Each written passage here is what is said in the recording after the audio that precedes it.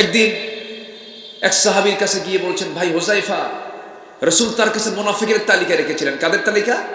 মুনাফিকদের তালিকা। ভাই হুযায়ফা, দেখো তো ওই মুনাফিকের তালিকার মধ্যে আমি ওমর, আমার নামটা আছে নাকি দেখো তো, আমার নামটা আছে কিনা দেখো। হুযায়ফা বলছেন, ভাই ওমর, তুমি কি পাগল হইছো নাকি? তোমার নাম থাকবে কেন? তুমি তো জান্নাতি। সাইয়েদনা ওমর ফারুক বলছেন, না, আমার সন্দেহ লাগে, মনে হয় আমি মুনাফিক হয়ে গেছি। আমার ভাইয়েরা, আমরা নিজের জীবনকে নিয়ে সমালোচনা করব, জোরে বলি ইনশাআল্লাহ। সবার দোষ খোঁজার আগে নিজের দোষকে খুঁজে বের করার চেষ্টা করব, জোরে বলি ইনশাআল্লাহ। সেই সাইয়েদনা ওমরের শাসন আমলে হযরত আলী রাতের বেলা স্বপ্নে দেখতেছেন বিশ্বনবী তার দরজার সামনে দাঁড়ায় গেছে। স্বপ্নে রাসূলকে দেখলে সে কি মিথ্যা দেখে না সত্য দেখে? সত্য। সাইয়েদনা আলী স্বপ্নের মধ্যে দেখ, আসসালামু আলাইকুম ওয়া রাহমাতুল্লাহি ওয়া বারাকাতুহু।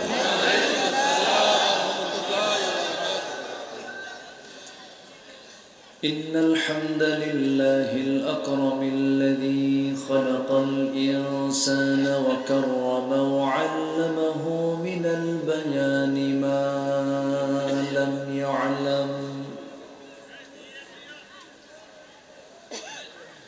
فسبحان الذي لا يحصى امتنانه باللسان ولا بالقلم.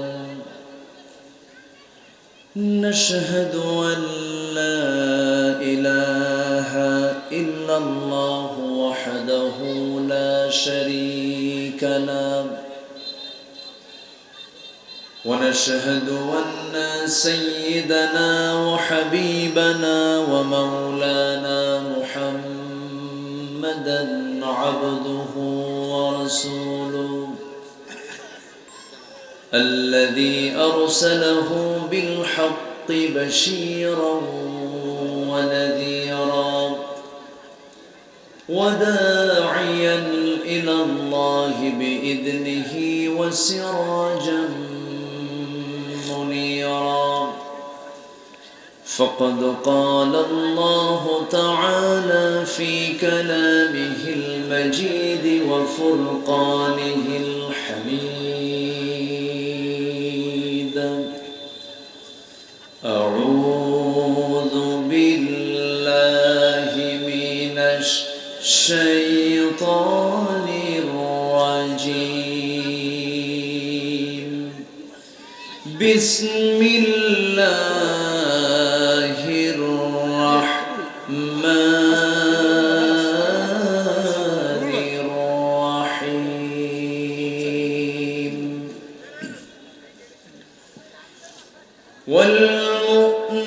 والمؤمنون والمؤمنات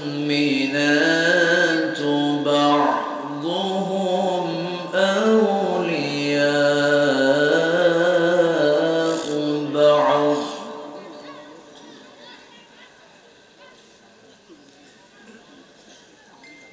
يأمرون بالمعروف وينهون عن المنكر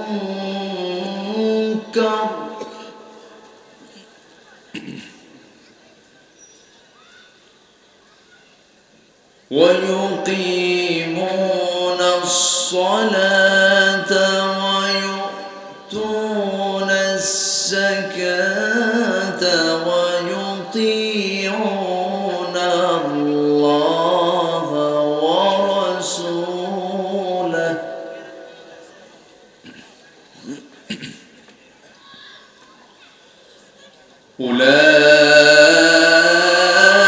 أولئك سيرحمهم الله،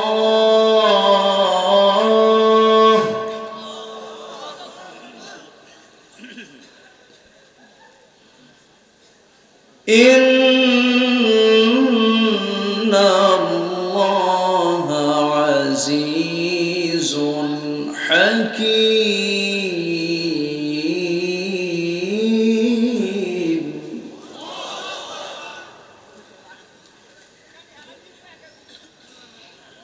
الله أكبر بسم الله الرحمن الرحيم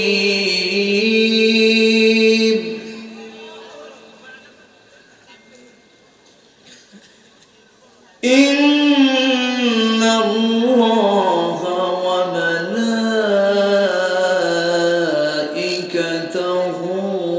يصلون على النبي يا أيها الذين آمنوا صلوا عليه وسلموا تسليما اللهم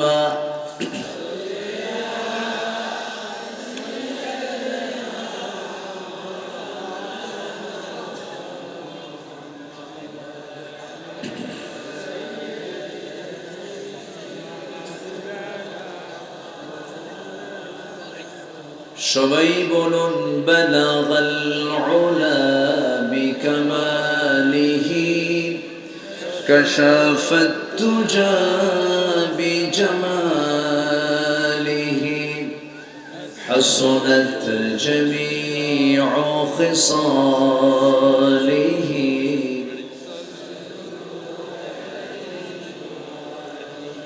সিরাজুল মিল্লাতাতুম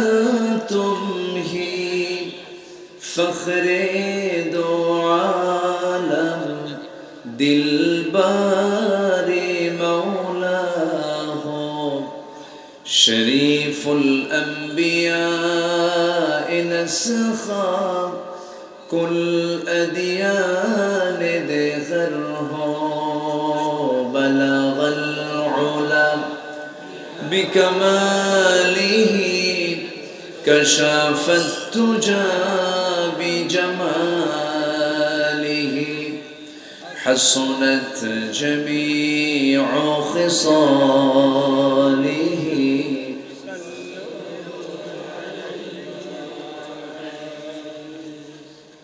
আলোচনার প্রথমেই আনুষ্ঠানিকতার মধ্য দিয়ে আমার পক্ষ থেকে আবারও দিল খোলা সালাম, আসসালামু আলাইকুম ওয়া রাহমাতুল্লাহি ওয়া বারাকাতুহু। সবাই কেমন আছেন? আমাকে প্রশ্ন করলে আল্লাহ তাআলা আমাকে আপনার সাথেই তো রেখেছেন, বলছি আলহামদুলিল্লাহ।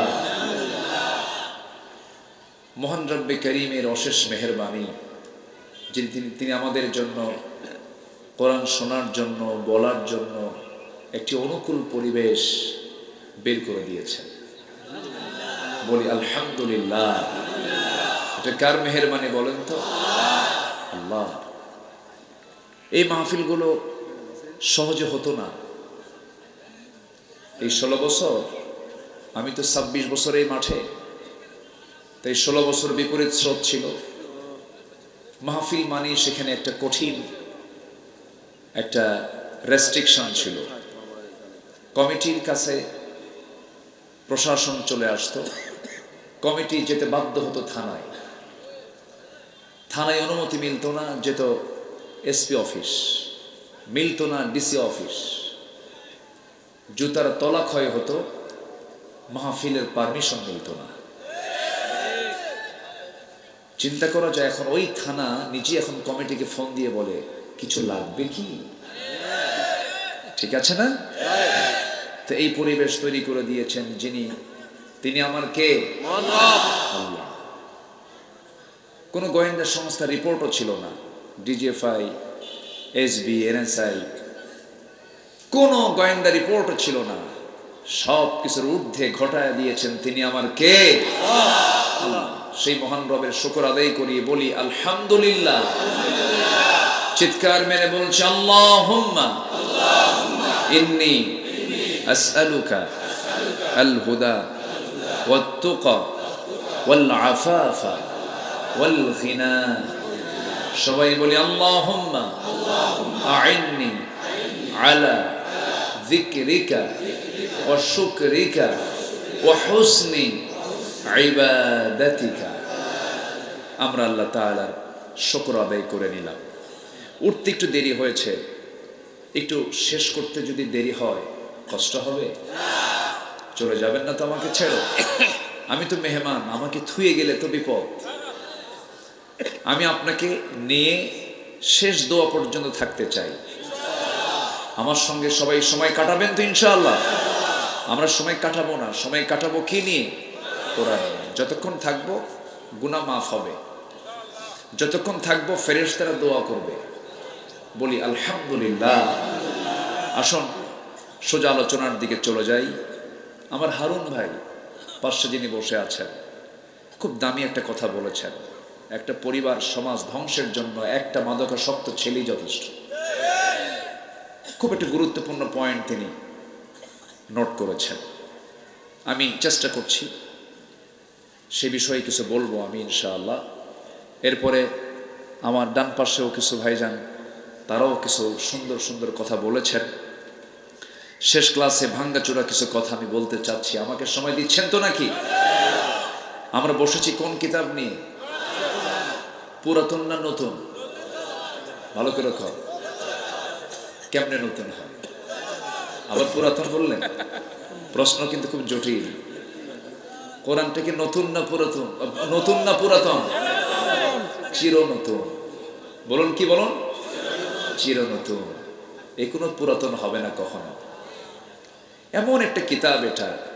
প্রশ্ন যে করছি বিরক্ত হচ্ছেন না তো? আবার প্রশ্ন করলে উপকার হলো, মনে থাকে, মনোযোগিতা থাকে। কোরআন পুরাতন না, কোরআন চির নতুন। শুধু নতুন না, চির নতুন। লা তুহসা আজাইবুহু, যার আশ্চর্যতা কখনো ফুরাবে না। জোরে বলি সুবহানাল্লাহ।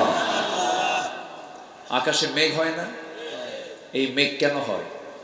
কোরআন জবাব দিয়েছে। কেমনে হয়? কোরআন বলে দিয়েছে। মেটেরোলজিক্যাল সায়েন্স তো, আবহাওয়া বিজ্ঞান তো কেবল বলল, আর কোরআন বলে দিয়েছে ১৫০০ বছর আগে। এই যে আকাশ এবং জমিন, এর মাঝে মহাশূন্যতা, এটা তো ছিল না। এই জমিন এবং আকাশ ছিল লাগানো। কি ছিল? লাগানো। প্রচন্ড ধাক্কা লেগেছে। ধাক্কার মধ্য দিয়ে এই মহাশূন্যের সৃষ্টি হয়েছে। এটার নাম হচ্ছে বিগ ব্যাং থিওরি। কি থিওরি? Big bang theory. এটা বিজ্ঞান হালে এসে বলতেছে, কোরআন ১৫০০ বছর আগে বলে দিয়েছে। জোরে বলে সুবহানাল্লাহ। আচ্ছা, সূর্যের নিজস্ব আলো আছে, চাঁদের নিজস্ব কোনো আলো নেই। বিজ্ঞান হালে এসে বলেছে, কোরআন অনেক আগেই বলে দিয়েছে।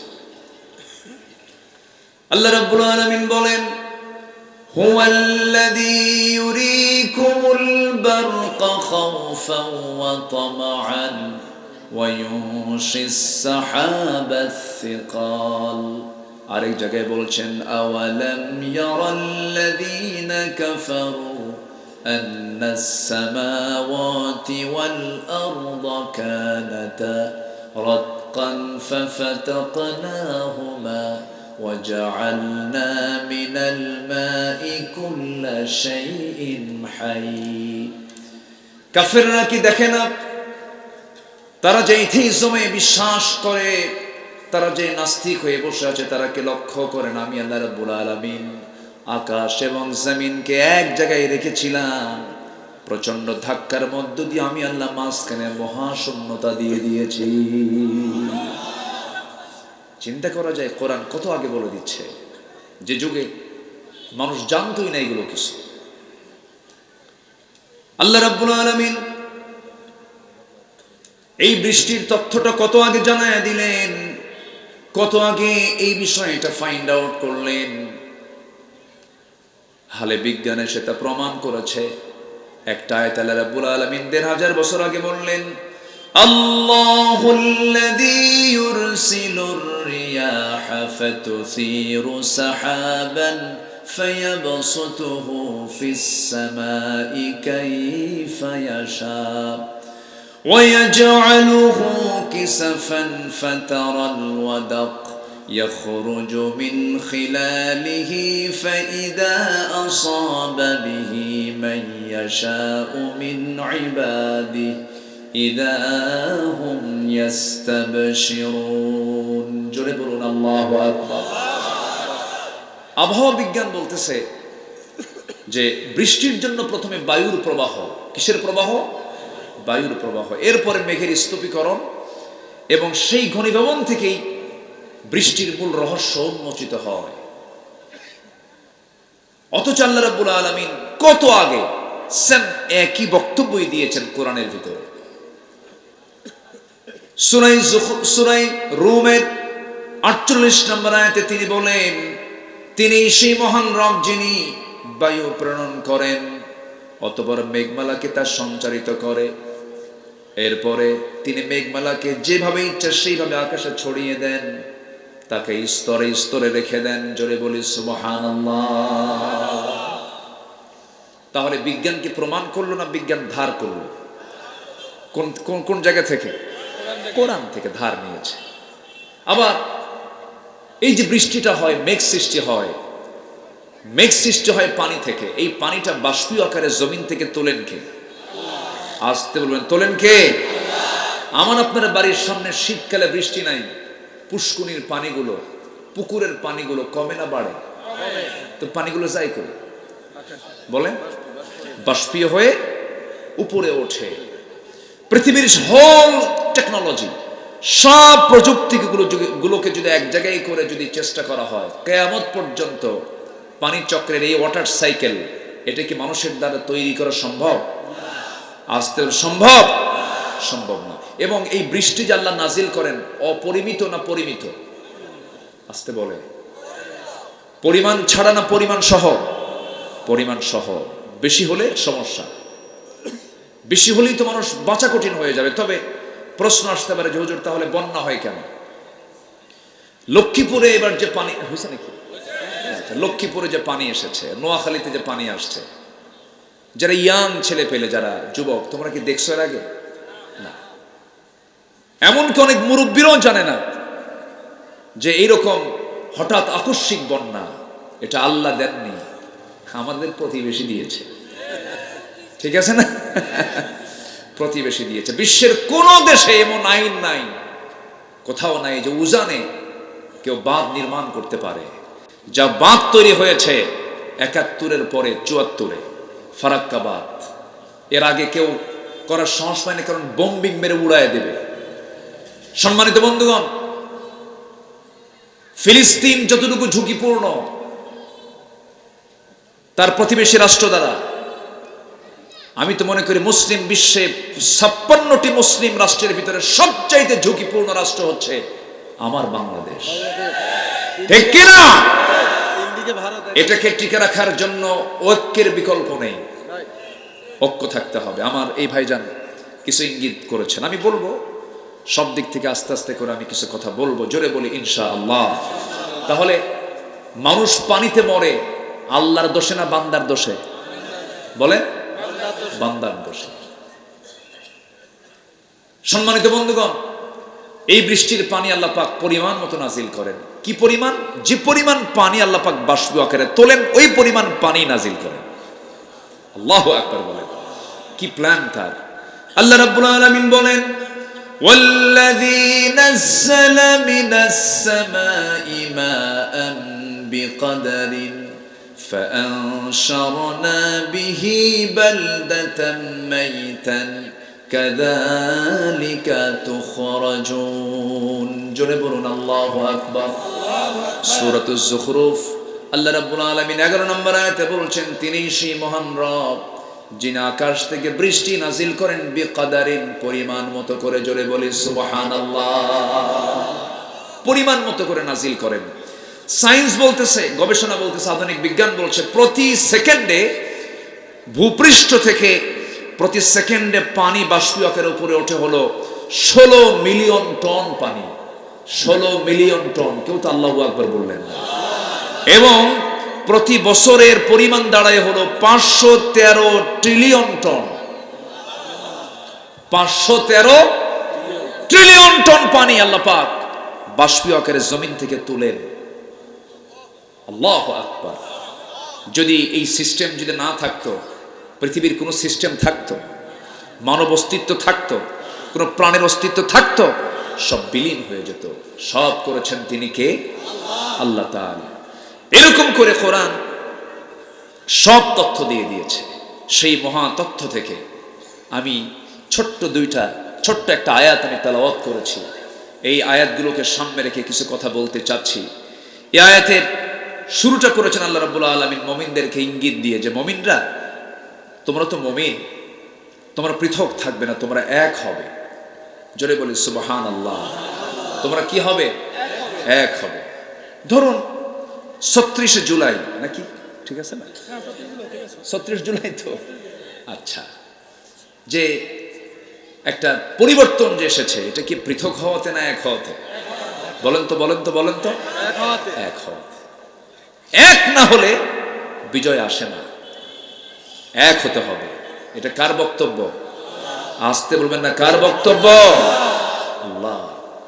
আল্লাহ রাব্বুল আলামিন এক জায়গায় বলছেন, ওয়া'তাসিমু বিহাবলিল্লাহি জামিআন ওয়া লা তাফাররাকু ওয়াযকুরু নি'মাতাল্লাহি আলাইকুম ইয কুনতুম আ'দাআন فألف بين قلوبكم فأصبحتم بنعمته إخوانا জোরে বলুন আল্লাহু আকবার। তোমরা আল্লাহর রজ্জুকে শক্ত করে ধরো, পার্থক্য সৃষ্টি করো না। কোরআন ধরতে নিয়ে তোমরা মত পার্থক্য করো না, দিনকে ধরতে নিয়ে তোমরা মত পার্থক্য করো না। কার কথা? তোমরা কি হবে? সূরা তাওবার ৭১ নম্বর আয়াত আমি তেলাওয়াত করেছি। আল্লাহ রাব্বুল আলামিন এখানে বলছেন, ওয়াল মুমিনুনা ওয়াল মুমিনাতু বা'দুহুম আউলিয়াউ বা'দ ইয়া'মুরুনা বিল মা'রুফি ওয়া ইয়ানহাউনা আনিল মুনকার। জোরে বলুন আল্লাহু আকবার। সূরা তাওবা কত নম্বর আয়াত? ৭১। একটা বিশেষ সংখ্যা। দেশ স্বাধীন হয়েছে কোন সালে? বলেন। ৭১। একটা ঐতিহাসিক সংখ্যা না, এটা আমার দেশের জন্য। তো আয়াত নাম্বার হচ্ছে ৭১। এই ৭১ নম্বর আয়াত থেকে আমি কিছু কথা বলতে চাচ্ছি। সম্মানিত ভাইয়েরা, আপনাদের এই নোয়াখালী লক্ষ্মীপুরে ওয়াজ করা কিন্তু সহজ না। ঘরে ঘরে আলেম ওলামা, আলহামদুলিল্লাহ বলবেন না? লক্ষ্মীপুরের আলেমরা গোটা দেশের নেতৃত্ব দেয়। নোয়াখালীর আলেম যদি না নড়ত, না ঘুরতো, গোটা দেশ আলেম তৈরি হতো না। আলহামদুলিল্লাহ কেউ বললেন না? প্রচুর আলেম ওলামা। এখনো আপনি যদি গুনতে যান, এই রামগঞ্জের সন্তান ছিলেন আল্লামা লুৎফুর রহমান রাহিমাহুল্লাহ। আমাকে দেখলে উনি জড়ায়া ধরতেন আমারে, বলতেন এটা আমার সন্তান। আল্লাহওয়ালা মানুষ ছিলেন। চলে গেছেন, মার্চে মারা গেছেন। মার্চে 1 বছর হয়নি তো এখনো, না? হ্যাঁ। আল্লাহ তুমি তার কবরটাকে জান্নাতের টুকরা বানায় দাও। জোরে বলি আল্লাহুম্মা আমিন। তার প্রতিটা শব্দ চয়ন, প্রতিটা বাক্য ছিল প্রত্যেক আলোচকের জন্য একটা শিক্ষা। এত সুন্দর করে মন্ত্রমুগ্ধের মতো মানুষ শুনতো। আল্লাহু আকবার। আল্লাহ তুমি তার কবরটাকে জান্নাতের টুকরা বানায় দাও। এরপর এই লক্ষ্মীপুরে হাফিজ হুজুর রাহিমাহুল্লাহ, তার বাড়ি কিন্তু এখানে। এরপরে আপনি কোন দিকে যাবেন? আপনি প্রেজেন্ট যে আলেম ওলামাগুলো আছে, মুফতি কাজী ইব্রাহিম মজলুম, একজন আলেম দ্বীন, একসাথে আমার কাতারে প্রোগ্রাম ছিল। এত বিনয়ী মানুষ আর এত বড় আলেম তিনি, চলন্ত মুহাদ্দিস, চলন্ত হাদিসের বিশ্বকোষ তিনি। আলহামদুলিল্লাহ। বাড়ি লক্ষ্মীপুর। এরপরে এখন প্রেজেন্টে একজন আছেন যার পরিচিতি খুব দ্রুত ছড়ে পড়েছে, শেখ আহমদুল্লাহ হাফিজাহুল্লাহ, এই লক্ষ্মীপুরের আওলাদে রাসূল, এত নরম মানুষ এই লক্ষ্মীপুরের।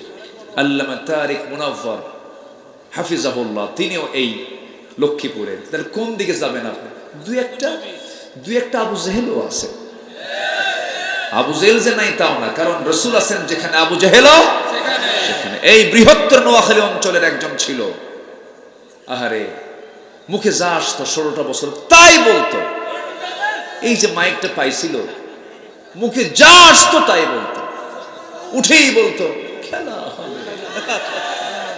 এটা কি কোনো বিজ্ঞজন, সচেতন একজন জ্ঞানী গুণী মানুষের বক্তব্য এগুলো হতে পারে? আসতে বলবেন না, হতে পারে? হতে পারে না। ওইদিকে আরেকজন বুড়া বয়সে বিয়ে করছিল, বিড়া বয়সে বিয়ে করে বাচ্চার বাপ হয়েছে, বাচ্চা হাতে নিয়ে বলতেছে লা ইলাহা ইল্লা আনতা সুবহানাকা ইন্নী কুনতু মিনাজ জালিমিন। জানেন কি আপনারা? ওরা আবার আলেমদের ভুল ধরে। আবার আরেকজন বললেন আগামীকাল ঈদুল আজহার জানাজা নামাজ। কি কি বলতেছে? বলছে না? বলেছে। এই হচ্ছে তাদের এলিমেন্ট দৌড়। তারা এতটুকুই পেরেছে, দুর্নীতি করেছে ওরা, আর জেলের মধ্যে ঢুকাইছে আলেমদেরকে ওরা। জেল খাটলো আলেমরা, আর টাকা লোপাট করে বাইরে পাচার করলো ওরা। এই মাহফিলে যখন বসি, বিশেষ করে আল্লামা সাঈদীর কথা বারবার মনে হয়ে যায়। তাকে ভালোবাসে না এমন কোন লোক নাই, তার মৃত্যুর দিন কাঁদে নাই যে, আমার মনে হয় তার হৃদয় নাই। আল্লামা সাঈদ রাহিমাহুল্লাহ উদার চিত্তের মানুষ ছিলেন তিনি, এত সাহসী মানুষ। 2009 সালে আমার জীবনের প্রথম হজ, ওনার জীবনের শেষ হজ। হজে গেছি, ওনাকে প্রশ্ন করলাম সবাই মিলে, হুজুর আপনি কি দেশে যাবেন? উনি আশ্চর্য হয়ে বলেন, কেন, কি সমস্যা? মামলা হচ্ছে, ট্রাইব্যুনাল গঠন হচ্ছে, আপনার নামেও মামলা তৈরি হচ্ছে, আপনি দেশে থেকে যান, নাগরিকত্ব পেয়ে যাবেন, আপনাকে সম্মান করবে, তার আপনি রয়্যাল গেস্ট হয়ে হজে আসছেন। উনি বললেন সাঈদী তো পালায় না। আল্লাহু আকবার বলবেন না?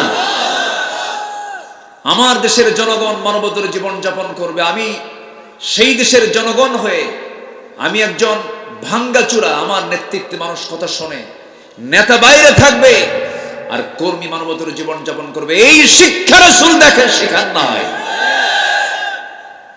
উনি দেশে ফিরেছেন, ফেরেন নাই? ফিরেছেন। কোনদিন কি তার চেহারায় 13 বছরের জেলখানার জীবনে কোনদিন কষ্ট দেখেছেন? শেষ বিদায়টাও নিয়েছেন কান্না নিয়ে না হাসি নিয়ে? কান্না নিয়ে না হাসি নিয়ে? তিনি হাসতে হাসতে মরেছেন, আর আমরা কেঁদেছি। আমরা কি কেঁদেছি? এটাই তো জীবন। কারোর সামনে তিনি আপোষ করেননি, মাথা নত করেননি। সেই লোকটাকে নাটক করে হিন্দুস্তানের প্রেসক্রিপশন দিয়া জেলখানা থেকে চিকিৎসার নাম করে হসপিটালে নিয়া বিষ প্রয়োগ করে তাকে হত্যা করা হয়েছে। এই তাফসীর মাহফিলের প্ল্যাটফর্ম থেকে জানান দিতে চাই, অবিলম্বে এই কিংবদন্তি শহীদ আল্লামা সাঈদীর হত্যাকারীর চূড়ান্ত শাস্তি নিশ্চিত হওয়া দরকার। রাজি আছেন কারা কারা? হাত উঁচু করে দেখান মুসলমান। কামড়াতে পারবো না তো। কুকুর যদি কামড়ায়, আপনি কুকুরকে কামড়াবেন? পারবেন না তো। কিন্তু কোন খুনির কোনো ক্ষমা নাই, খুনির কোনো ক্ষমা নাই। ইসলামও ক্ষমা করেনি। সম্মানিত ভাইয়েরা, সম্মানিত বন্ধুগণ, আমি ক্ষুদ্র মানুষ, এই মঞ্চ থেকে আমাকে কতবার যে ধরে নিয়ে গেছে হিসাব নাই, কোনো কারণ নাই, ধরে নিয়ে চলে গেছে। 2018 সালে আমি বাড়িতে ঘুমাচ্ছি, 250 থেকে 300 পুলিশ, মানে যা ছিল পুলিশ সব নিয়ে ঘেরাও করে আমার ধরতে আসছে। আমি তো সন্ত্রাসী, আমার দোষ হলো কোরআনের কথা বলা। আমারে ধরে নিয়ে চলে গেল, পরে থানায় জমা দিল। থানায় কি দিল? জমা দিল, বুঝলেন নাই? আচ্ছা, বসলাম সামনে, ওসি সাহেব আমার এদিকে কান্দে। বললাম আপনি কান্দেন কেন? হুজুর আমি আপনার খুব ভক্ত, খুব ভালোবাসি। তো ধরছেন কেন? হুজুর উপরের চাপ। উপরের চাপ হলে তো ধরার কথা না। উপরের চাপ মানে কি? আল্লাহর চাপ। আল্লাহর তো চাপ হলে ধরার কথা না। হুজুর কি করবেন? চাকরি বাঁচান তো ফরজ। আমি বললাম ইমান বাঁচান তো নফল। মামলা খান দিয়া জেলখানে ঢুকাই দিল। ঢুকলাম। দুনিয়া তো জেলখানায়, দুনিয়া জেলখানা না বলেন? দুনিয়া বিশাল বড় জেলখানা থেকে ছোট্ট একটা জেলখানায় ঢুকলাম। ঢোকে মাত্র এক বুড়ো চাচা আমারে দেখে লম্বা সালাম দিয়ে কয়, হুজুর আপনি জেলখানায়? খুব খুশি হলাম।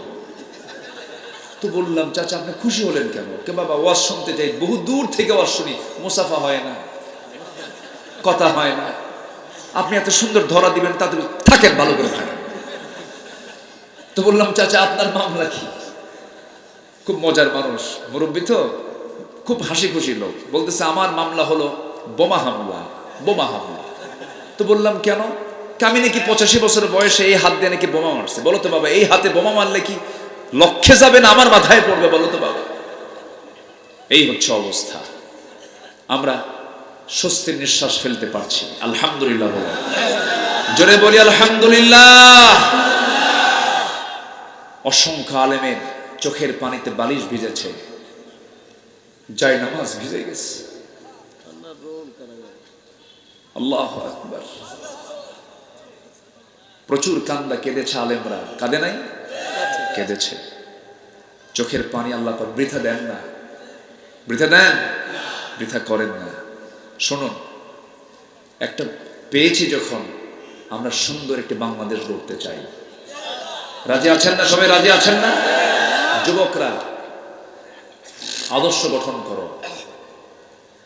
বিড়ি খাবা না, গাঁজা খাবা না, মদ খাবা না, অবৈধ কোনো রিলেশন করবা না, গার্লস স্কুলের সামনে যে ইতিমের মতো বসে থাকবা না, এগুলো লস প্রজেক্ট। চুরি ফিতা কিনা দিবা না, চুরি ফিতা, ফুচকা খাওয়া, এগুলো সব লস প্রজেক্ট।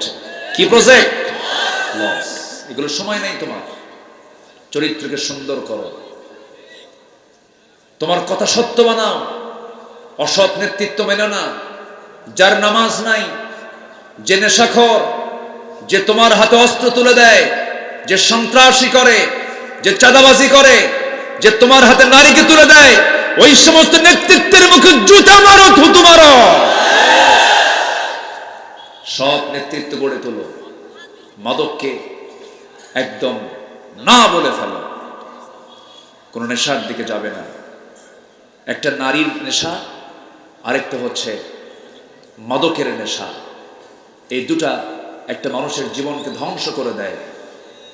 নারী তোমার জীবনে আসবে, কিন্তু তোমাকে খুঁজতে হবে অবৈধ পথে না বৈধ পথে। অবৈধ না বৈধ? পাপ করবা, পাপ তোমাকে ঘেরাও করবে। মদ খাবা, তোমার চোখ লাল হয়ে যাবে, সবাই দেখে বলবে মদখোর। বিড়ি খাবে, তোমার ঠোঁট কালো হয়ে যাবে, মানুষ বলবে বিড়িখোর। কি বলবে? বিড়িখোর। পাপ করবেন, পাপ আপনাকে ঘেরাও করে ফেলবে। আল্লাহ রাব্বুল আলামিন বলেন, বালা মান কাসাবা সাইয়্যাতান ওয়া আহাতাত বিহি খাতিআতুহু উলাইকা আসহাবুন নার হুম ফিহা খালিদুন। পাপ করবে, পাপ তোমাকে ঘেরাও করে ফেলবে। যখন কোনো মানুষ পাপ করে, তার মধ্যে 7টা বদগুণ চলে আসে। কয়টা বদগুণ বলে? 7টা বদগুণ চলে আসে। নাম্বার 1, সে নির্লজ্জ হয়। কি হয়? যারা মদ খায় তারা টাকা চায় না? ভাই টাকা দাও তো, লজ্জা থাকে না। নাম্বার 2 হলো চেহারার সৌন্দর্য নষ্ট হয়ে যায়। নাম্বার 3 হলো রোগাক্রান্ত হয়ে পড়ে। নাম্বার 4 হলো রিজিক বরকত শূন্য হয়ে যায়। নাম্বার 5 হলো সবাই তাকে ঘৃণা করে। নাম্বার 6 হলো অন্তর কালো হয়ে যায়। নাম্বার 7 হলো ওই গুনাহগার বান্দার কোনো গুনাহ, কোনো দোয়া কবুল হয়? দোয়া কবুল হয়? কবুল হয় না। আমার ভাইরা, এই জন্য সবচেয়ে বড় চ্যালেঞ্জ হলো নিজের জীবনকে গুনাহ মুক্ত রাখা, পাপ মুক্ত রাখা, নিজের জীবনকে সুন্দর করে গড়ে তোলা। আল্লাহ রাব্বুল আলামিন নিজে বলছেন, ওয়ালা তুলকু বিআইদিকুম ইলাত তাহলুকা। নিজকে ধ্বংসের দিকে ঠেলে দিও না, নিজকে ধ্বংসের দিকে ঠেলে দিও না। আমার মাঝে মাঝে ব্রেন খেলে না। এই জাতি মুসলমান, 90% মুসলমান। এই 90% মুসলমানের দেশে অধিকাংশ লোকগুলো বিড়ি কম খায় না বেশি খায়? কম খায় না বেশি খায়? বিড়ি খাওয়া লোক কম না বেশি? বিড়ির পিছনে বাজেট কি হাজার হাজার টাকা, লক্ষ লক্ষ টাকা না কোটি কোটি টাকা? কোটি কোটি টাকা খরচ করে বিড়ির পিছনে। সে বিড়ির টান দেয় কি শীতকাল আরো বাড়ে। মানে একটু যদি বাজারের মধ্যে ঢোকেন কামসারা, মানে ওই এলাকায় মশাও থাকে না। মশা কয় এত গাঁজা মানুষ খায়, এত খাওয়া খায়। মাহফিল শেষে কিছু কিছু জায়গায়, বিশেষ করে উত্তরবঙ্গে কিছু কিছু জায়গায় মাহফিল শেষে যখন মোসাফা করতে আসে, হুজুর আমরা তো মোসাফা করি, মোসাফার পরে যখন আমি গাড়িতে গিয়ে যখন দুটো হাত যখন নাকি নিই, নানান রঙের বিড়ির গন্ধে আমার কামসারা। বাস্তব, এত বিড়ি মানুষ খায়। আবার মাহফিলে এসে বলে হুজুর বিড়ি খাওয়া কি জায়েজ আছে? মানে উনি জায়েজের চেষ্টায় আছেন, উনি তো ছাড়িবেন না, আরো চেষ্টায় আছেন যে কেমনে বাড়ানো যায়। আহারে, আল্লাহ কি বিড়ি খাওয়ার জন্য পাঠাইছে দুনিয়াতে? বলেন তো, বলেন বিড়ি খাওয়ার জন্য পাঠাইছে? জীবনটাকে সাজাবো আমরা, জোরে বলি ইনশাআল্লাহ। আগে মানুষ মদ খায় না, আগে মানুষ বিড়ি খায়। বিড়ি হলো ছোট, আগে টানাটানি, এরপরে ঢালাঢালি। এই জন্য কোন নেশার কাছে যাওয়া যাবে না। সকল নেশাকে আমরা না বলবো, রাজি আছেন তো? সকল নেশাকে আমরা না বলবো। ভাইজানকে ধন্যবাদ। নবীর নাম তো একজন নবীর নাম না? কার ভাই? ওরে সব তো আলোচক, লক্ষ্মীপুর না? হ্যাঁ, একদম ধরে ফেলবেন আপনারা, কোন একটা ভুল বললেই ধরায় ফেলবেন একদম। খুব সুন্দর, আপনারা বলি আলহামদুলিল্লাহ। আচ্ছা, হারুন আলাইহিস সালাম তিনি মুসা নবীর ছোট ভাই না বড় ভাই? বড় ভাই। বলেন কি ভাই? বড় ভাই। একদিন আল্লাহকে বলতেছেন, আল্লাহ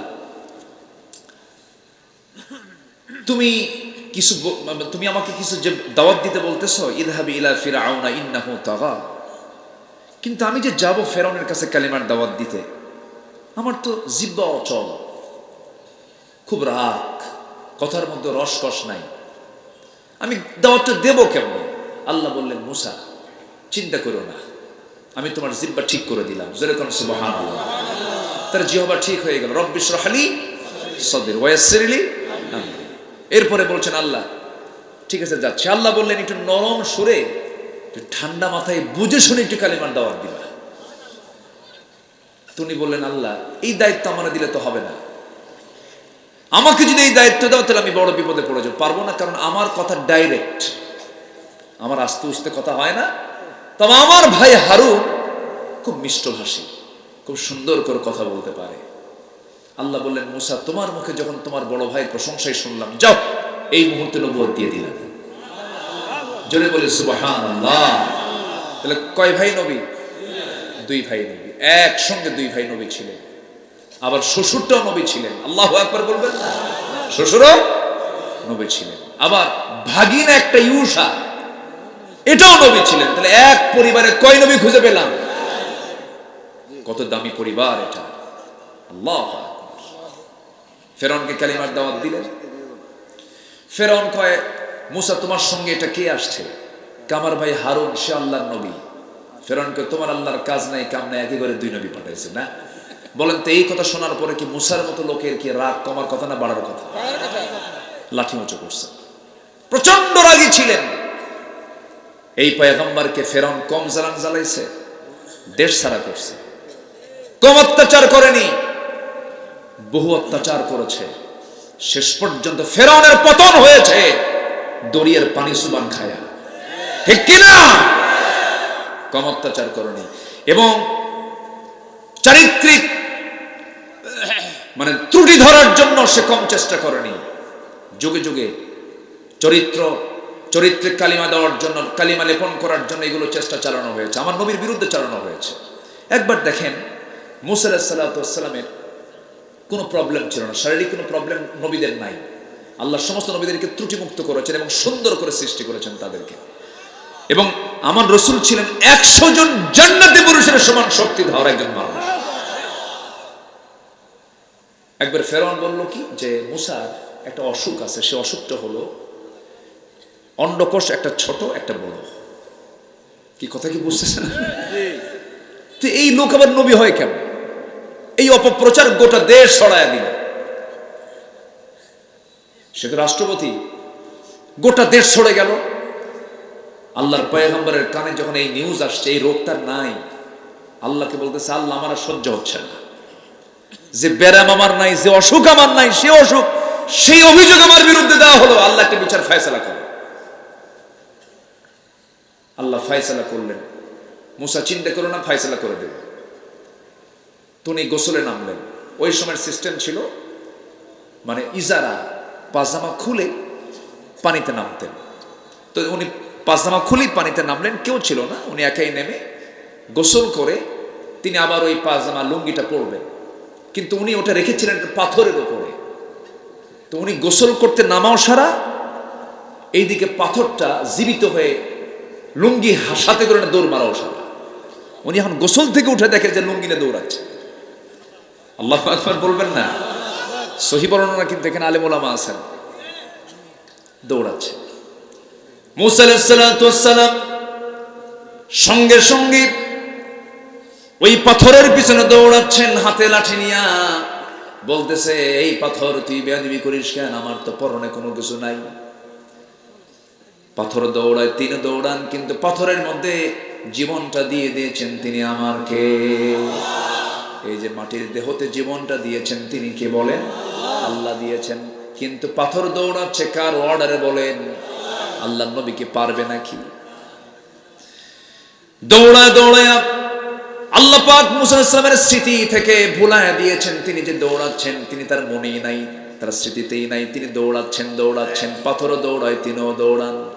পাথর লুঙ্গিটা নিয়ে সেই জায়গায় গিয়ে থেমেছে যে জায়গায় ফেরাউন তার মন্ত্রী পরিষদ নিয়ে মিটিং করে। কি কথা কি বুঝতেছেন? একদম জায়গা মতো গিয়ে থেমে গেছে, উনিও থামছেন। ফেরাউন নিচের দিকে তাকায়, দেখে না অস্ত্রপাতি সব ঠিক আছে। সম্মানিত ভাইয়েরা, আলেমদের চরিত্রকে হনন করার জন্য 16 বছর বহুত চেষ্টা করা হয়েছে। আলেমদের চরিত্র মানুষের সামনে ওপেন হয়েছে, তাদের কোনো দোষ নাই। যারা চরিত্রহীন, যারা লম্পট, আল্লাহ তাদেরকে উলঙ্গ করে ফেলেছেন। লজ্জায় মাথা নিচু হয়ে যায়, লজ্জায় মাথা নিচু হয়ে যায়। একটা দেশের শীর্ষস্থানীয় ধনী, যার মাথা থেকে পা পর্যন্ত সব সাদা, মাথার চুল সাদা, দাড়ি সাদা, পাঞ্জাবি সাদা, পায়জামা সাদা, জুতাও সাদা, সেই লোকটা পালানোর রাস্তা পেল না।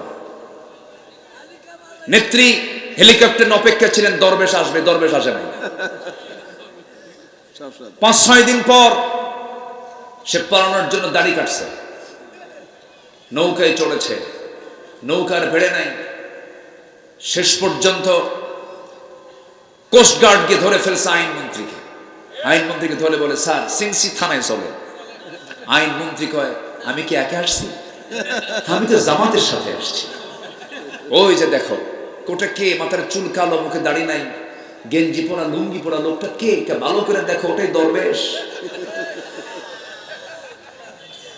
ওরা চেয়েছিল আমাদের উলঙ্গ করতে, আল্লাহ ওদেরকে উলঙ্গ করে ছেড়েছেন।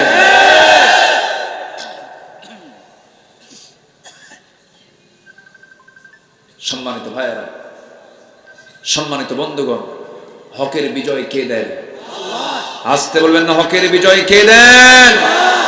আল্লাহ আছেন না নাই? আল্লাহ আছেন। এখন দায়িত্ব হচ্ছে আমরা এক থাকব। মনে থাকবে তো? মনে থাকবে? এক থাকতে হবে। কখনো পৃথক হবেন, বিপদে পড়ে যাবেন। যদি পালান, বিপদে পড়ে যাবেন। যুবকরা পালায় নাই। আমি তো ঢাকা স্টিল নাও ছিলাম, আল্লাহ এদের কলিজায় যে কি সাহস দিয়েছিল, আল্লাহু আকবার। আমি অবাক, বাপ মা কোন সন্তানকে আটকে রাখতে পারে না। বলতেছে, আমার আবু সাইদ, আমার ভাই মারা গেছে, হাত উঁচু করে গুলির সামনে দাঁড়িয়েছে, আমরা কেমনে বাড়িতে থাকি? সবগুলো রাস্তায় নেমে গেছে। ছোট্ট 7 বছরের বাচ্চাদের পুলিশকে থাপড়া। চিন্তা করা যায়? মুগ্ধ পানি বিতরণ করে। আপনি মুগ্ধের মাকে কি সান্ত্বনা দিবেন?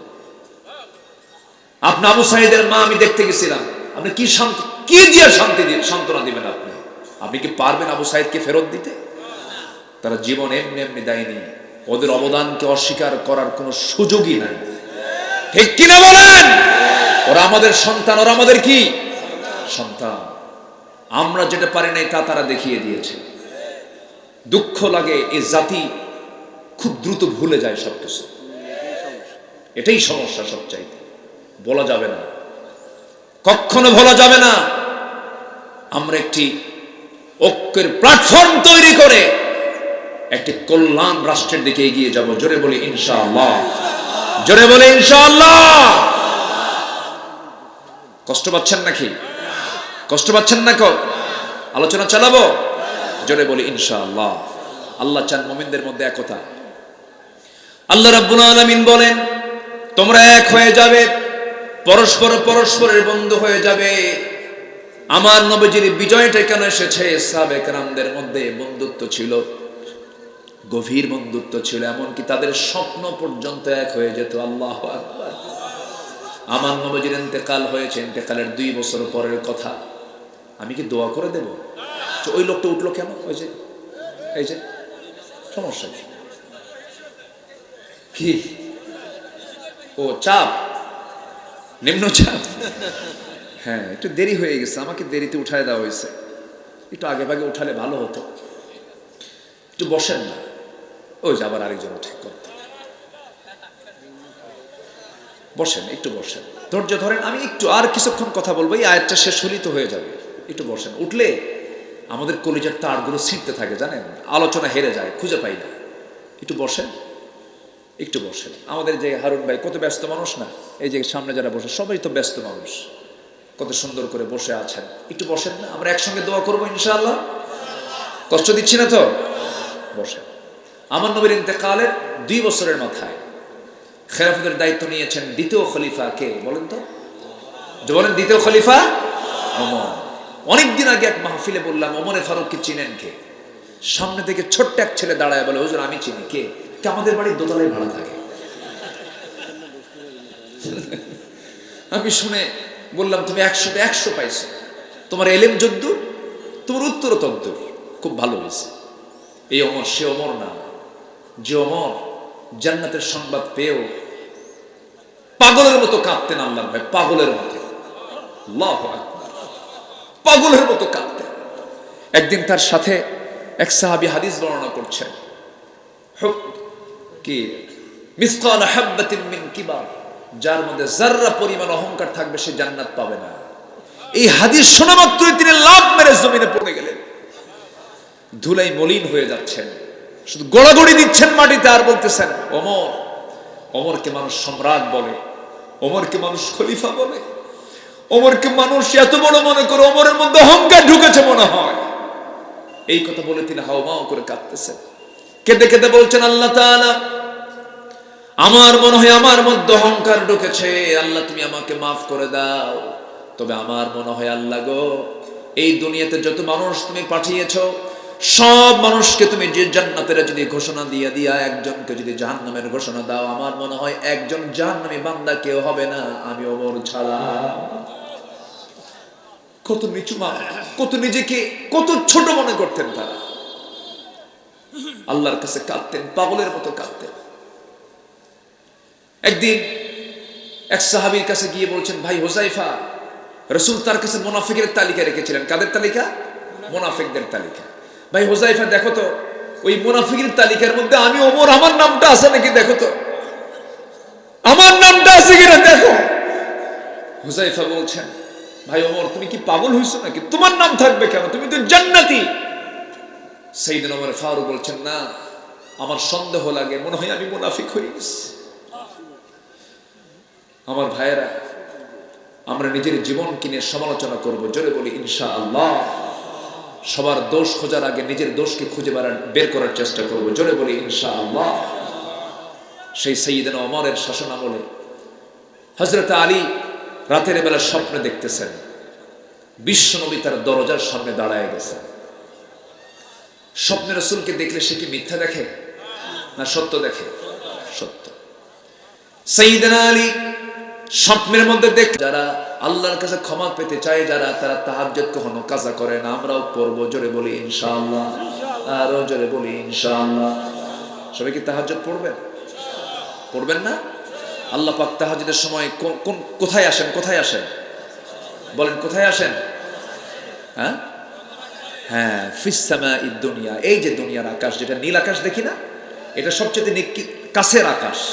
এই আকাশে আল্লাহ পাক চলে আসেন এবং বলেন, আলা মিন মুস্তাগফিরিন ফাগফির লাহ। আল্লাহু আকবার বলেন, কোন ক্ষমা প্রার্থী আছে আমার কাছে ক্ষমা চাবে, আমি তাকে ক্ষমা করে দেব। এই আকাশটা কিন্তু আরশ আজিমের যে দূরত্ব, সেই দূরত্বের তুলনায় এটা কিন্তু কিচ্ছু না। আল্লাহ পাক এই জন্য বলতেছেন যে ফিস সামাঈদ দুনিয়া, আমি দুনিয়ার আকাশে আসি, সবচেয়ে কাছে আসি। 7 আকাশ উপরে হচ্ছে আরশ আজিম, 228টা দেশ নিয়ে আজকের এই পৃথিবী 228টা, কিছু হয়তো কম বেশি হতে পারে। এতগুলো দেশ নিয়ে একটা পৃথিবী, এই পৃথিবীকে আলোকিত করার জন্য সূর্য কয়টা? একটা। সূর্য বড় না পৃথিবী বড়? শুধু বড়, 13 লক্ষ গুণ বড়। কত লক্ষ গুণ? তাই এটা অনুমান আন্দাজের বড় হতে পারে, বড় ছাড়া ছোট হবে না। আচ্ছা, এই আকাশের মাঝে যে মহাশূন্য ঝুলন্ত আল্লাহ পাক কিছু তারকা রেখেছেন। এর মধ্যে বেটেল জুইস একটা তারকা আছে, যে তারকা ওই সূর্যের চাইতে 33 কোটি গুণ বড়। কত কোটি গুণ? 33 কোটি গুণ। এরকম করে সুপারনোভা, আড্রা, বেটেল জুইস, এই সমস্ত তারকাগুলো, প্রক্সিমা সেন্ট্রাই, এরকম তারকাগুলো প্রায় 500 বিলিয়ন তারকা নিয়ে একটা করে গ্যালাক্সি আছে। আর এরকম কোটি কোটি গ্যালাক্সি আল্লাহ পাক মহাশূন্যে ঝুলায় রেখেছেন। সবগুলো আকাশের নিচের, কিন্তু আকাশে যাই নাই আমরা, ঝুলায় রেখেছেন এই তারকাগুলো। এখন বিস্ময়কর বিষয় হলো, মানুষ চাঁদে গেছে, চাঁদে যায় নাই? চাঁদে গিয়েছে, জি, চাঁদে গেছে মানুষ, জি, চাঁদে গিয়েছে মানুষ। কিন্তু মানুষ যদি শখ করে যে আমরা একটু তারকার দেশে যাব, পৃথিবীর সবচেয়ে নিকটবর্তী তারকা হলো প্রক্সিমা সেন্ট্রাই। এই তারকার দেশে যদি কেউ যেতে চায়, দুনিয়ার চলমান যানবাহন দিয়ে হবে না, এই বিমান এগুলো দিয়ে হবে না, তাকে লাগবে নভোযান। ধরেন নভোযান দিয়ে চেষ্টা করলো, লেটেস্ট আবিষ্কার হচ্ছে অ্যাপোলো 11, যার ঘন্টার গতি হলো 39,000 কিলোমিটার, প্রতি সেকেন্ড 11 কিলোমিটার, প্রতি মিনিটে 660 কিলোমিটার। এই গতিতে যদি চলে, ওই যানবাহনে, ওই নভোযানে চড়ে যদি কেউ রওনা দেয়, পৃথিবীর নিকটতম ওই প্রক্সিমা সেন্ট্রাই নামক সেই তারকার দেশে যেতে তার সময় লেগে যাবে 1,15,000 বছর মাত্র। যাবেন কারা কারা? হাত তুলে। হায়াত নাই, হায়াত নাই। যাবেন কোন দিন, বাঁচবেন কয়দিন বলেন? এখন আমরা কিছু বলেন, এই যে অহংকার গুলো আমরা দেখাই, রাজাকারের নাতিপুতিরা চাকরি পাবে, হ্যাঁ, এই যে অহংকার গুলো যে দেখাই, এই অহংকার গুলোকে আমাদের মানায়? অহংকার দেখানো যাবে না। অহংকার কার? আসতে বলবেন না, কার? কখন যাবেন আপনি? অথচ আল্লাহ তাআলা নিজে অফার দিচ্ছেন, তুমি কি জানো আমি 7 শ্রেণীকে আরশ আজিমের ছায়ায় জায়গা করে দেব। জোরে বলে সুবহানাল্লাহ। কে জায়গা করে দিবেন? আল্লাহ। তো সে আরশ আজিমের ছায়ায় যাওয়া লাগবে না? কোন বিমানে চড়ে? কোন বিমান? ও আল্লাহ নিব, ঠিক আছে, আল্লাহ নিবে, জি, জোরে বলি ইনশাআল্লাহ। আল্লাহ বলছেন, বান্দা আমি দুনিয়ার আকাশে আসি তোকে নেওয়ার জন্য। সুবহানাল্লাহ বলবেন না? তোকে জান্নাত নেব আমি দুনিয়ার আকাশে আসি, আমি দুনিয়ার আকাশে আসি। বান্দা যখন নামাজে দাঁড়ায়, আল্লাহ বান্দার সামনে দাঁড়ায় যান। বান্দা যখন সূরা ফাতিহা পড়ে, আল্লাহ প্রত্যেকটা আয়াতের জবাব দিয়ে দেন। বান্দা যখন বলে আলহামদুলিল্লাহি রাব্বিল আলামিন, আল্লাহ বলেন হামিদানি আবদি আর রহমানির রহিম আসনা আলাইয়া আবদি মালিক ইয়াউমিদ্দিন মাজ্জাদানি আবদি ইয়াকা না'বুদু ওয়া ইয়াকা নাস্তাঈন। আল্লাহ বলেন হাদা বাইনি ওয়া বাইনা আবদি, বান্দা তুমি আমার কাছে কি চাও বলো ভালো করে। ইহদিনাস সিরাতাল মুস্তাকিম থেকে শুরু করে নিয়ে দাল্লিন পর্যন্ত যখন বলে, আল্লাহ বলেন বান্দারে যা চাইলি সব চাও আমি আল্লাহ রাব্বুল আলামিন কবুল করে নিলাম। বান্দা যখন সেজদায় চলে যায় আল্লাহ সমস্ত ফেরেশতাদেরকে ডাক দিয়ে বলেন, ফেরেশতারা দেখ, কোরআনকে বিশ্বাস করে নিয়েছে। ওর জীবনের সবচেয়ে গুরুত্বপূর্ণ অংশ, দেহের সবচেয়ে মূল্যবান অংশ, মস্তকটা আমার জন্য সম্মান করে সেজদা দিয়েছে। বান্দারে, আমি তোর কোনো কিছু দেখলাম না, তোর তামাম জিন্দেগির গুনাহগুলো মাফ করে আমি আল্লাহ জান্নাত দিয়ে দিলাম। জোরে বলি সুবহানাল্লাহ। সবাইকে নামাজ পড়তে রাজি আছেন? 5 ওয়াক্ত নামাজ পড়বেন কারা কারা? একটু হাত তুলে দেখান দেখি। জোরে বলি ইয়া আল্লাহ, আমাদেরকে 5 ওয়াক্ত সালাত আদায় করার তৌফিক তুমি আল্লাহ দিয়া দাও। আল্লাহ সকল নেশা থেকে আমাদেরকে দূরে রাখো। জোরে বলি আমিন। বিড়ি খাওয়া যাবে না কিন্তু, কি ঠিক আছে না? কোন নেশার দিকে যাবে না, আল্লাহ কবুল করুন। আচ্ছা, অজু কি বিড়ি খাওয়া শেখায়? কিন্তু অজুর লক্ষ্য কি? মুখের গন্ধ রাখা? অজুর লক্ষ্য কি নিজের হাত পা কি অপরিচ্ছন্ন রাখা? নফল নামাজ, কিন্তু অজু করা কি? আসতে কয় নামাজ নফল, কিন্তু অজু করা ফরজ। তাহলে আল্লাহ পাক কেন দিয়েছেন? আর সেই নেশার দিকে আমরা কেন যাব ভাই? যাব না। জোরে বলি ইনশাআল্লাহ। নামাজ হবে কয় ওয়াক্ত? 5 ওয়াক্ত। নামাজ মূলত 5 ওয়াক্ত নামাজ। শুক্রবারের কোনো নামাজ সারা বছর সারা সপ্তাহ নাই, শুক্রবারে পড়তে গেছেন, এটা কোনো নামাজ না। এগুলো বদমাইশি। এগুলো আছে না? এগুলো আছে না বলেন তো? মসজিদের কোনো কমিটি যদি দেখেন, আপনার সেক্রেটারি যদি দেখেন যে বেনামাজি, 16 বছর ছিল, ভালো কথা। আপনার মসজিদ কমিটির সভাপতি যদি দেখেন মদখোর, বিড়ি খায়, নেশা করে, সুদের কারবার করে, সময় এসেছে এখন কান ধরে বের করে দেওয়া। ঠিক আছে না? যুবকরা, তোমার গ্রামে কোন ঘর থেকে কোন মহিলা বোরকা ছাড়া বের হয়? তুমি গ্রামের ইয়াং ছেলে, তোমার দায়িত্ব আছে, তুমি সংঘবদ্ধ শক্তি তৈরি করে একটা ইউনিটি করবে। তোমার গ্রামে কোন মহিলা কোন ঘর থেকে বোরকা ছাড়া বের হয়, ওই বাড়ির মুরব্বীকে বলবে, আমাদের এই গ্রামে থাকতে হলে বোরকা ছাড়া বের হওয়া যাবে না। ইয়া'মুরুনা বিল মা'রুফ ওয়া ইয়ানহাউনা আনিল মুনকার, মান রাআ মিনকুম মুনকারান ফালিয়ুগাইয়িরহু বিয়াদিহি। কোনো কথা নাই। তোমার গ্রামের মাতব্বর নামাজ পড়ে না, বলবা, চাচা আপনার বয়স হয়ে গেছে, দাড়ি চুল পাকছে, আপনি নামাজ পড়েন না, এখন থেকে নামাজ পড়েন। এরপরেও নামাজ পড়ে না। আবার বলবেন, এরপরেও নামাজ পড়ে না। বলবেন, নামাজ না পড়লে মাতব্বরি ছুটায় দেব। ঠিক কিনা? সৎ কাজের আদেশ দিতে হবে, অসৎ কাজের নিষেধ করতে হবে। এটা আমাদের দায়িত্ব। আল্লাহ পাক বলছেন, ভ্রাতৃত্বের বন্ধন তৈরি করে 1 নম্বর কাজ করো, সৎ কাজের আদেশ দাও, অসৎ কাজের বাধা দাও। অসৎ কাজের কি করো? বাধা। 4টা কাজ আমরা আজকে শিখে যাব। তার মধ্যে একটা ফাইন্ড আউট করলাম, ভ্রাতৃত্ব নিয়ে কথা বলছিলাম। সাইয়েদনা আলী তাহাজ্জুদ নামাজ পড়ে চলে গেছেন মসজিদে নামাজ পড়তে। মসজিদের ইমাম বেতনভুক্ত কোনো ইমাম না, মসজিদের ইমাম কোনো সরকারের কোনো কর্মচারী নয়। মসজিদের ইমাম হচ্ছেন, মদিনার ইমাম হচ্ছেন রাষ্ট্রের প্রধান সাইয়েদনা ওমর ফারুক রাদিয়াল্লাহু তাআলা। জোরে বলি আল্লাহু আকবার। নামাজে দাঁড়ায় গেছেন, যিনি শাসক হবেন তিনি নামাজ পড়াবেন, এটা সিস্টেম। নামাজে দাঁড়াইছেন, সাইয়েদনা আলী নামাজ পড়তে আসছেন। ফজরের প্রথম রাকাতে জায়গা পান নাই, দ্বিতীয় রাকাতেও জায়গা পান না। অথচ সাইয়েদনা আলী হচ্ছেন খলিফার মজলিসে শুরার, মানে মূল কেন্দ্র শুরার পরামর্শ সভার অন্যতম সদস্য তিনি প্রথম কাতারে জায়গা পান নাই, দ্বিতীয় কাতারে জায়গা পান নাই, তৃতীয় কাতারের ঠিক মাঝখান বরাবর তিনি দাঁড়াইছেন। মানে কি? যে মসজিদে আগে ঢুকবে, কে ঢুকলো দেখা যাবে না, সেই প্রথম কাতারে বসবে। কি আমার কথা কি বোঝা যায়? আমার কথা বোঝা যায়? পেলেন না। 3 নম্বর কাতারে দাঁড়ায় গেছে। নামাজ শেষ হয়ে গেছে। সাইয়েদনা ওমর ফারুক নামাজ শেষ করে আল-আযকারু বা'দাস সালাত, ফরজ নামাজের পরে কিছু সুন্নাহ দোয়া আছে, নফল কিছু দোয়া আছে, সেই দোয়াগুলো সেদিন তিনি পড়লেন না পড়ে চট করে সালাম ফিরে দাঁড়ায় গেলেন। দাঁড়ায় গিয়ে উপহার পাওয়া, হাদিয়া পাওয়া 1 টপলা খেজুর হাতের মধ্যে নিলেন, কাউকে দায়িত্ব দিলেন না। 1, 2টা 3টা করে খেজুর প্রথম কাতারে সবার হাতে হাতে দিয়ে দিলেন।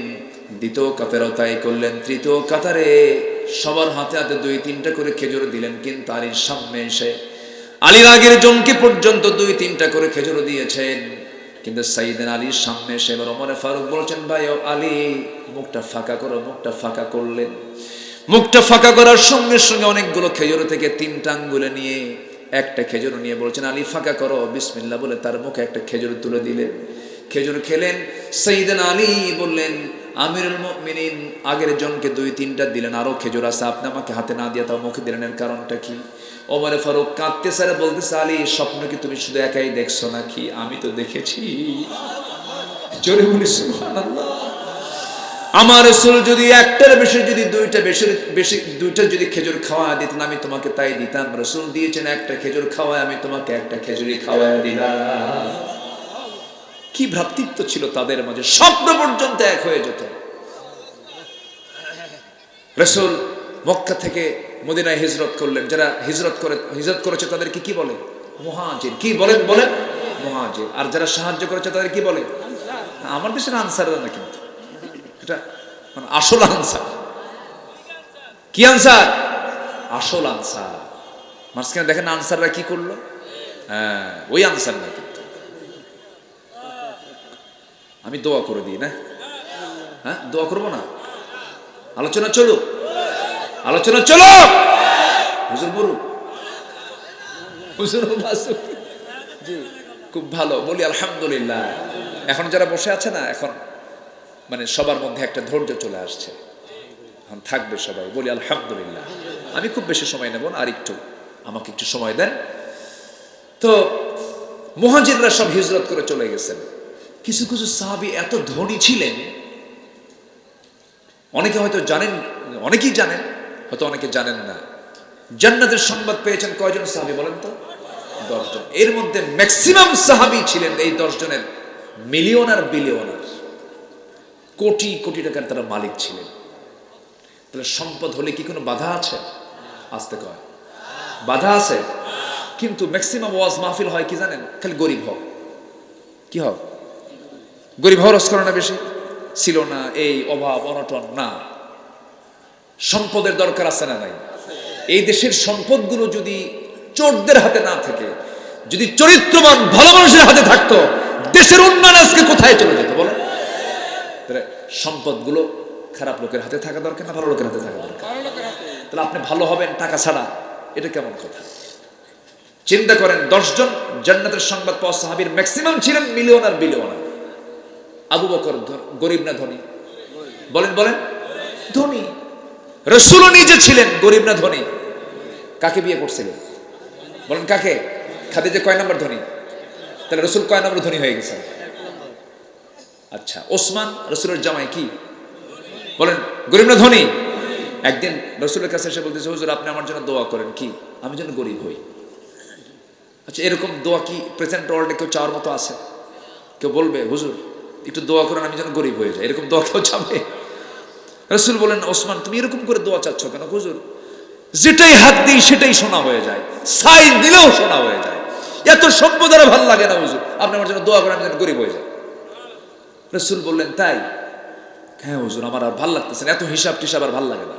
রাসূল বললেন আচ্ছা তুমি চলন্ত উটের পিঠে যখন চড়ে বেড়াও, উট কিন্তু অনেক উঁচা, আমি উটের পিঠে ওই যে তায়েফ গেলে মক্কায় গেলে উঠি, রাসূল উঠছেন তো, সে পা গুলো কত বড়, মানে ও হাঁটে আমরা দৌড়াও পারবো না, অনেক রেস, মরুভূমির জাহাজ বলে। তো উটের উপরে চড়ে থাকা কিন্তু সহজ না, ঝাঁকি লাগে। রাসূল বলেন ওসমান তুমি যখন উটের পিঠে ওঠো তখন যদি তোমার খাওয়ার প্রয়োজন তুমি খাও কেমন? চলন্ত উঠেই খাই, চলতেছে খাচ্ছি, কিন্তু যখন আমার হাত থেকে যদি একটা দানাও যদি পড়ে যায়, ছোট্ট দানা, আমি উটকে বসাই সেই দানা তুলি ধুইয়া আবার খাই। রাসূল বললেন তোমার জন্য দোয়া করে কামাবে না, তোমার সম্পদ কোনোদিন কমবে না, তোমার সম্পদ বাড়বে। জোরে বলুন সুবহানাল্লাহ। তাদের সম্পদ কখনো কমেছে? বাড়ছে। আল্লাহ বরকত দিয়ে দিয়েছেন, সম্পদ দিয়ে ইসলামের কাজ হয়েছে। আল্লাহু আকবার বলেন। তেমন একজন ধনী সাহাবী ছিলেন আরেকজন জান্নাতের সংবাদ পাওয়া, আব্দুর রহমান ইবনে আউফ। তিনি মদিনায় চলে যাওয়ার পর বউ বাচ্চা সব মক্কায় ছেড়ে তিনি চলে গেছেন মদিনায়। নবীর সামনে একদিন বসে আছেন, মদিনার মসজিদের খুঁটিতে হেলান দিয়ে তিনি বসে আছেন ইতিমের মতো, অসহায়ের মতো। আমার নবীজি আব্দুর রহমান ইবনে আউফের এই চিত্র দেখে নবীজির চোখের পানি আটকাতে পারলেন না। রাসূলকে দেখে বলছেন আব্দুর রহমান এই চোখ দুইটা সাক্ষী আমার। তুমি এক্সপোর্ট ইম্পোর্টের বিজনেস করতে, তোমার বড় বড় ব্যবসা ছিল মক্কায়, কিন্তু আজকে দিনকে গ্রহণ করার জন্য আজকে মুহাজির হয়ে তুমি চলে আসছো মদিনায়। ওরে আমার আব্দুর রহমান, তোমাকে দেখে আমার দারুণ কষ্ট হচ্ছে, তোমার তো কষ্ট হচ্ছে তাই না? তিনি মুস্কি হাসি মেরে বলছেন, ইয়া রাসূলুল্লাহ, আপনি কি বলেন? বউ ছেড়েছি, সন্তান ছেড়েছি, ব্যবসা ছেড়েছি, কিন্তু মদিনায় এসে দুনিয়ার কোনো কিছু না পেলেও আপনাকে পেয়েছি, আল্লাহকে পেয়েছি, আমার কিচ্ছু দরকার নাই। খুব খুশি আমি হুজুর। আমার রাসূল কেঁদেই ফেললেন, বললেন, আব্দুর রহমান দেরি করো, ব্যবস্থা করি। একজন আনসার সাহাবীকে ডাক দিয়ে বলছেন, আনসার তুমি কি পারবে আমার আব্দুর রহমানের জন্য কিছু করতে? শুধু বলেছেন রাসূল, বলতে দেরি, কাজ করতে দেরি নেই। ঘোড়ার পিঠে চড়াইয়া মদিনার সবচেয়ে বড় বড় দুটো বাগান খেজুরের দেখায় দিয়ে বলেন, আব্দুর রহমান তোমার কোনটা চয়েস বলো, যেটা চয়েস সেটা এখনই দলিল হবে। জোরে বলি সুবহানাল্লাহ। ভ্রাতৃত্বটা দেখেন কি অন্তরঙ্গ তাদের মধ্যে ছিল। তিনি শুনলেন, কিচ্ছু বললেন। এবার বলছেন, ভাই রে, তোমার তো যৌবন আছে, বিয়ে শাদী করা দরকার। এই মদিনার কোনো বাবা তার মেয়েকে তোমার সঙ্গে বিয়ে দেবে না, কারণ টাকা নাই, পয়সা নাই, ঘর নাই, বাড়ি নেই, বাড়িও তোমার এখানে না, কেমনে বিয়ে দেবে? অতএব আমার আল্লাহ পাক একাধিক বউ দান করেছেন, যে কোনো একটা বউকে আমি তালাক দেব, আমার বউটাকে তুমি তোমার বউ বানায় নিবা। সুবহানাল্লাহ বলবেন না? ওয়াল মুমিনুনা ওয়াল মুমিনাত বা'দুহুম আউলিয়াউ বা'দ। এই কথা শুনে আব্দুর রহমান খুব খুশি হয়ে গেলেন। আব্দুর রহমান ইবনে আওফ রাদিয়াল্লাহু তাআলা খুব খুশি হয়ে গেলেন। খুশি হয়ে বললেন, ভাইরে, বউ তালাক দেওয়া লাগবে না, খেজুর বাগানোর দলিল লাগবে না, তুমি আমার জন্য কিছু যদি করতে চাও, ছোট্ট একটা বাজারে দেখায় দাও। বাজারে গিয়ে আমি কিছু ব্যবসা শিখতে চাই, ব্যবসা করতে চাই, ব্যবসার পথ একটু দেখায় দাও।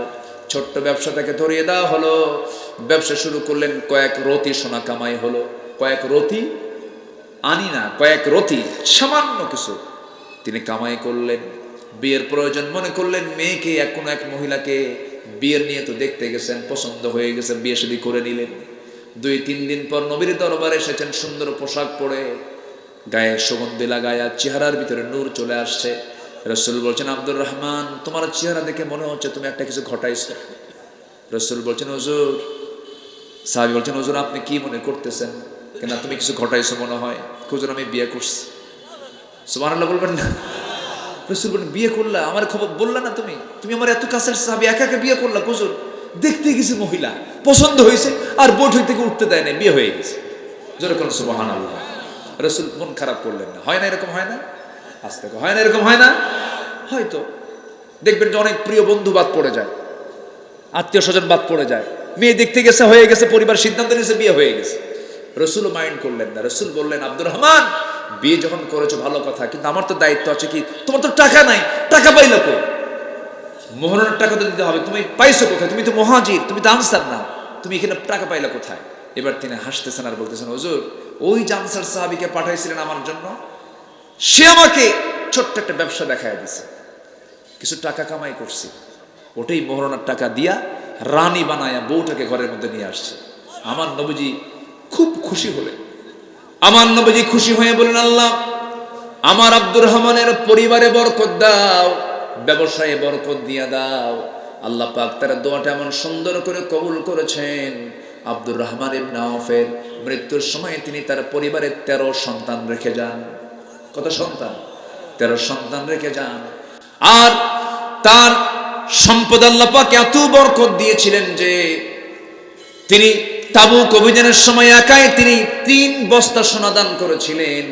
মৃত্যুর সময় তার 13 জন সন্তান যে রেখে গেছেন, মৃত্যুর সময়, মৃত্যুর পর তার সন্তানরা তার সোনাগুলো যে পরিমাণ রেখে গেছেন, সোনাগুলো ভাগ করার জন্য কুড়াল দিয়ে কেটে কেটে সোনাগুলো ভাগ করতে হয়েছিল। জোরে বলি আল্লাহু আকবার, আরো জোরে আল্লাহু আকবার। ভ্রাতৃত্বের দরকার আছে না নাই বলেন তো? আছে। এই ভ্রাতৃত্ব তৈরি করে নামাজ কায়েমের সংগ্রাম করব আমরা, সৎ কাজের আদেশ দেব, অসৎ কাজের বাধা দেব, যাকাত ভিত্তিক সমাজ ব্যবস্থা গড়ে তুলব। জোরে বলি ইনশাআল্লাহ। ওয়ায়ুতুনা যাকা ওয়ায়ুতিউনা আল্লাহ রাসূলা, এবং জীবনের সকল জায়গায় আমরা আনুগত্য করব আল্লাহর এবং তার রাসূলের। জোরে বলি ইনশাআল্লাহ। আল্লাহ বলছেন এটার ফলাফল হলো আমার রহমত পাবে তারা, আমি তাদেরকে মাফ করে দেব। জোরে বলি সুবহানাল্লাহ। অনেক কথাগুলো বলে ফেলেছি, কষ্ট দিয়ে ফেলেছি আপনাদের। যে আমার এখন নামাজের মতো করে বসি। আমরা আল্লাহর কাছে চাবো আল্লাহ যেন আমাদেরকে মাফ করে দেন। জোরে বলি আল্লাহুম্মা আমিন। আমার মাহফুজ ভাই কোথায়? মাহফুজ ভাই, ও আচ্ছা, জি, আমরা দোয়ার দিকে যাব। সভাপতি সাহেব কোথায়? সভাপতি মহোদয় কোথায়? আপনি? আলহামদুলিল্লাহ।